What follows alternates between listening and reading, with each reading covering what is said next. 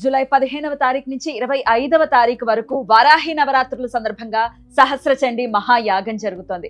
మరి ఐశ్వర్య ప్రాప్తి కోసం, సంపద పెరగటానికో, సంపద నిలవటానికో, వీటన్నిటి కోసం కూడా మరి వారాహి నవరాత్రుల్లో మేము పాల్గొనొచ్చా అండి?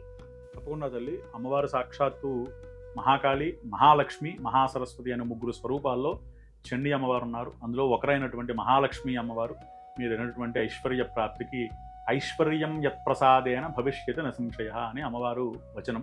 కాబట్టి అష్టైశ్వర్యాల్లో ఏ ఐశ్వర్యం కావాలన్నా సరే చండీ అమ్మవారు తప్పక అనుగ్రహిస్తుంది అని శాస్త్రవచనం. కాబట్టి ఖచ్చితంగా ఈ యొక్క యాగంలో పాల్గొనడం వల్ల అష్టైశ్వర్యాలు సమకూరుతాయి అని అమ్మవారి యొక్క శాస్త్రవచనము. కాబట్టి తప్పకుండా ఈ యొక్క యాగంలో పాల్గొనండి, అష్టైశ్వర్య ప్రాప్తి పొందండి.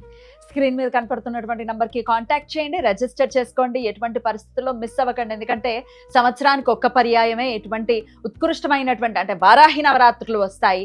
సహస్ర చండీ మహాయాగం అంటే ఆషామాషి విషయం కానే కాదు. ఖచ్చితంగా పాల్గొనండి.